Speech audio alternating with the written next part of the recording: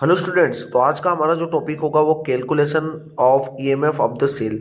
आपको सेल का ईएमएफ किस तरीके से कैलकुलेट किया जाता है, पहले हम फार्मूले के बारे में देखेंगे, उसके बाद इसके न्यूमेरिकल्स भी सोल्व करेंगे हम। तो ध्यान से देखें आप, आपको सब कुछ क्लियर होगा। तो हम यहाँ पर जो ईएमएफ होता है सेल का वो कैलकुलेट करते हैं ईएमएफ ऑफ द सेल।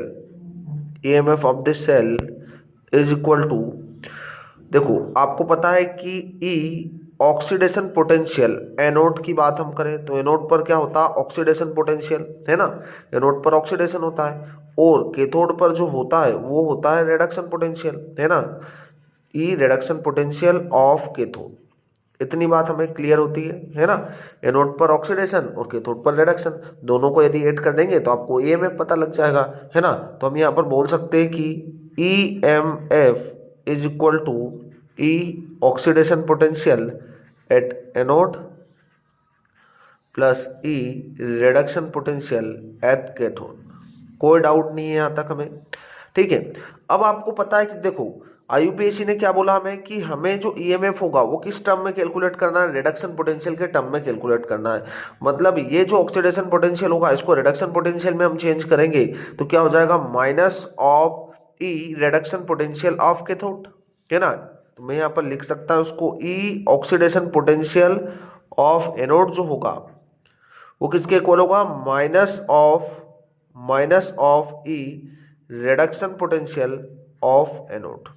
इस चीज को आप ध्यान रखें, minus of E reduction potential of anode.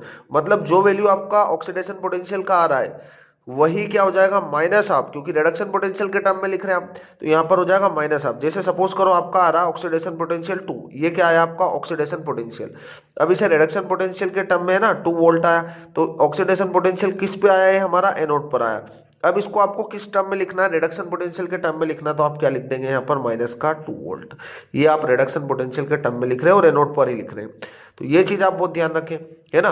तो हमने क्या किया, अब इस वैल्यू को हम इस वैल्यू में पुट कर देंगे, इस इक्वेशन में पुट कर देंगे तो क्या होगा, देखो E M F is equal to, oxidation potential के टर्म में लिखना ही नहीं आपको, आपको तो रिडक्शन पोटेंशियल के टर्म में लिखना है, तो हम क्या लिख देंगे, minus of E reduction potential anode plus reduction potential of cathode, है ना। इसको तो कोई चेंज ही नहीं करना आपको, रिडक्शन पोटेंशियल कैथोड क्या हो जाएगा यहाँ पर, कैथोड, ठीक है। तो ये हमारे पास फार्मूला होगा, इस वैल्यू को हम इस साइड रख देंगे, इसको इधर रख देंगे, कोई चेंज नहीं करना है यहाँ पर। E M F is equal to कितना होगा, E reduction potential cathode minus E reduction potential anode, ठीक है। तो ये हमारे पास एक फाइनल फार्मूला होगा, इस फार्मूले के थ्रू आप क्या करेंगे, ईएमएफ कैलकुलेट करेंगे। तो बहुत सारे बच्चों को कंफ्यूज रहता है, फिर से आपको एक बार बता दूं मैं, ईएमएफ आपको कैलकुलेट करना था तो आपने क्या किया, oxidation potential anode plus reduction potential cathode दोनों को ऐड कर दिया।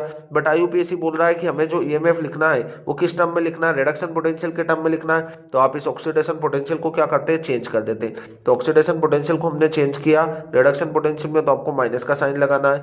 जैसे हमारे पास 2 वोल्ट आ रहा था ऑक्सीडेशन पोटेंशियल एनोड पर, तो हमने क्या कर दिया, रिडक्शन पोटेंशियल माइनस 2 वोल्ट हो जाएगा, साइन को चेंज कर देंगे हम, है ना। तो यहां पर हमने कैलकुलेट किया। फिर EMF is equal to oxidation potential of anode की जगह हमने क्या रखा है यहाँ पर, minus of E reduction potential anode plus E reduction potential of cathode, है ना। फिर ये वैल्यू हमारे पास यहाँ पर रख देंगे, है ना। इस वैल्यू को हमने इस साइड कर दिया, इसको इस साइड कर दिया। फिर E M F is equal to क्या होगा, तो देखो ई रिडक्शन पोटेंशियल, अब आपको पता है रिडक्शन पोटेंशियल किस साइड हो रहा है, रिडक्शन पोटेंशियल कैथोड किस साइड होता है, तो आपने यहाँ पर गैल्वेनिक सेल देखा ही होगा, है ना। जिंक जो होता है, जिंक 2+ होता है, फिर यहाँ पर एक सॉल्ट ब्रिज लगाते हैं, यहाँ पर कॉपर 2+ होता है, ये कॉपर में चेंज हो रहा है ना। तो ये क्या हो रहा है, जिंक 2+ में चेंज हो रहा है ना, कॉपर, तो ये हमारे पास एनोड होता है, ठीक है, और ये कैथोड होता है, आपको इतना तो पता ही है ना। ये लेफ्ट साइड होता है और ये राइट साइड होता है, ठीक है। तो ये जो हमारा रिडक्शन पोटेंशियल कैथोड है तो हम लिख सकते हैं यहाँ पर ई राइट, क्या लिखेंगे, राइट माइनस ई नॉट है, स्टैंडर्ड है ना, ई नॉट, है ना। तो क्या होगा, ई नॉट लेफ्ट, तो इस तरीके से ये भी एक फार्मूला होगा, एनसीईआरटी में गिवन है। तो आप ऐसा भी लिख सकते हैं ना, कैथोड रिडक्शन पोटेंशियल, तो कैथोड किस साइड होता है, राइट साइड होता है, तो हमने राइट, माइनस ई लेफ्ट होगा, है ना। अब इसके बेस पर हम कुछ क्वेश्चंस भी सोल्व करेंगे। तो आपने बहुत ही अच्छे तरीके से, आपको क्लियर हो चुका होगा कि ईएमएफ को कैलकुलेट कर किस तरीके से किया जाता है। चलो, तो हम अब कुछ क्वेश्चंस कर लेते हैं। क्वेश्चंस हमारा पहला जो क्वेश्चन होगा, पहला क्वेश्चन ये रहा हमारा, कैलकुलेट स्टैंडर्ड सेल पोटेंशियल। आपको क्या करना है, स्टैंडर्ड सेल पोटेंशियल या मतलब ई नॉट सेल का वैल्यू फाइंड आउट करना है। आपको क्वेश्चन गिवन है, इसमें हमारे पास देखो एन आई है, एन आई किस में चेंज हो रहा है, Na2+ में, मतलब इसका क्या हो रहा है, ऑक्सीडेशन हो रहा है, और ऑक्सीडेशन हो रहा है मतलब ये क्या है, एनोड है ना। और इधर क्या हो रहा है, Ag+ चेंज हो रहा है Ag में, मतलब यहाँ पर क्या हो रहा है, रिडक्शन हो रहा है, क्योंकि प्लस से 0 पे जा रहा है। तो यहाँ पर इसका रिडक्शन हो रहा है, मतलब सिल्वर जो हो रहा है वो Ag क्या हो रहा है, रिडक्शन हो रहा है, Ag का तो रिडक्शन हो रहा है, और Ni का क्या हो रहा है, ऑक्सीडेशन हो रहा है। ठीक है, ये आपको क्लियर दिख पा रहा है यहाँ पर। अब हमारे पास यहाँ पर वैल्यू है, ये देखो, पहले तो हम फार्मूला यूज कर लेते हैं। फार्मूला क्या होगा पता ही, हम अभी कैलकुलेट कर सकते हैं, E naught cell is equal to E naught right minus E naught left. अभी ये फार्मूला यूज किया था हमने, है ना। तो ये हमारे पास होगा इसका सॉल्यूशन, ई नॉट सेल, ठीक है, E naught cell, E right, right जो है हमारे पास वो क्या हो रहा है, राइट में है हमारे पास कैथोड, और कैथोड पर भी रिडक्शन पोटेंशियल होता है, और इसको भी आपको रिडक्शन पोटेंशियल के टर्म में ही लिखना है। तो राइट में आपके पास क्या है, राइट में हमारे पास Ag है। क्या ये रिडक्शन पोटेंशियल गिवन है, बिल्कुल रिडक्शन पोटेंशियल ही गिवन है। तो Ag+ Ag में चेंज हो रहा, तो 0.80 हो जाएगा हमारे पास, 0.80 वोल्ट, माइनस ई लेफ्ट, लेफ्ट में आपके पास निकिल है, और निकिल का भी ये क्या है, निकिल का भी रिडक्शन पोटेंशियल, ये +2 से 0 में जा रहा, मतलब रिडक्शन हो रहा है। तो ये भी क्या हमारे पास रिडक्शन पोटेंशियल है, तो -0.25 वोल्ट। ठीक है, तो ई नॉट सेल हमारे पास यहाँ से कितना निकल के आ जाएगा, E naught cell is equal to हो जाएगा 1.05 वोल्ट। ठीक है, ये माइनस माइनस प्लस हो जाएगा, तो आप यहाँ पर ऐड कर देंगे, तो आपके पास क्या आ गया, यहाँ पर ई नॉट सेल जो आएगा वो 1.05 वोल्ट आएगा। बहुत ही अच्छे तरीके से आपको क्लियर हो चुका होगा, है ना। तो यहाँ से आप क्या करेंगे, सेल को आइडेंटिफाई करेंगे कि ये हमारे पास एनोड है और ये कैथोड है ना। यहाँ पर आपके पास ऐसा भी हो सकता था कि निकिल जो होगा वो निकिल 2+ में, मतलब ऑक्सीडेशन पोटेंशियल देता हो।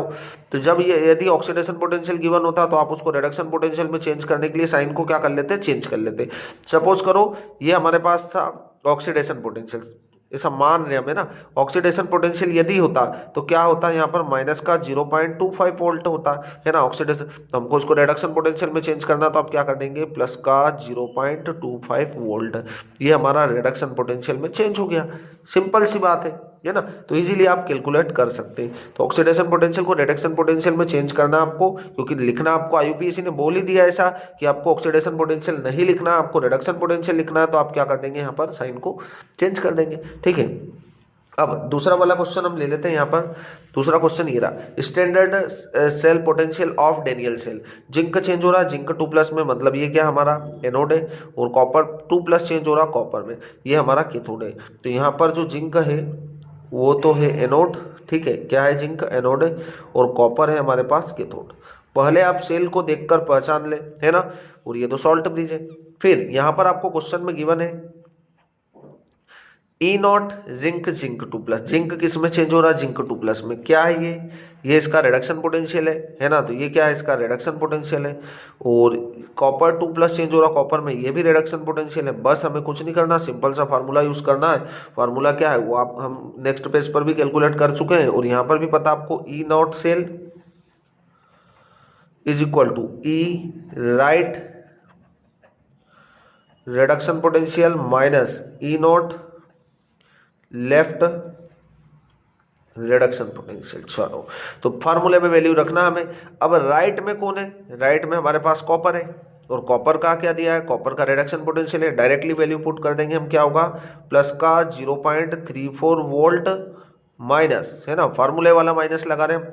फिर क्या आपके पास लेफ्ट, लेफ्ट में क्या हमारे पास जिंक है, तो जिंक का क्या हो रहा है, रिडक्शन पोटेंशियल है, तो यहाँ पर होगा -0.76 वोल्ट। ठीक है, तो हमारे पास जो ई नॉट सेल होगा, E naught cell is equal to कितना होगा, ये प्लस का 10 वोल्ट। तो ये आपके पास इन आउट सेल आ जाएगा, है ना। डेनियल सेल का जो ईएमएफ होगा या इन आउट सेल होगा, स्टैंडर्ड इलेक्ट्रोड पोटेंशियल होगा, वो कितना होगा 1.10 वोल्ट। तो आपको बहुत ही अच्छे तरीके से क्लियर हो चुका होगा कि इलेक्ट्रोड पोटेंशियल या स्टैंडर्ड इलेक्ट्रोड पोटेंशियल को किस तरीके से कैलकुलेट किया जाता है। दोनों ही क्वेश्चंस आपको वेरी इजीली क्लियर हो चुके होंगे। तो आपको क्या देखना है, यहाँ पर ये जो रिएक्शन होगा ऊपर वाला, इस रिएक्शन से आपको ये पता लगेगा कि कौन सा एनोड है और कौन सा कैथोड है। और यहाँ से आपको पता लगेगा कि स्टैंडर्ड इलेक्ट्रोड पोटेंशियल गिवन है क्वेश्चन में या रिडक्शन पोटेंशियल है। तो आपको बता ही चुका हूं मैं, जो ऑक्सीडेशन पोटेंशियल गिवन होगा आपको रिडक्शन पोटेंशियल में चेंज करना है। तो यहाँ पर क्या करेंगे, आप साइन को चेंज कर देंगे, माइनस होगा तो प्लस, प्लस होगा तो माइनस। तो इस तरीके से आप क्या करेंगे, इलेक्ट्रोड पोटेंशियल को इजीली कैलकुलेट कर पाएंगे। Thank you.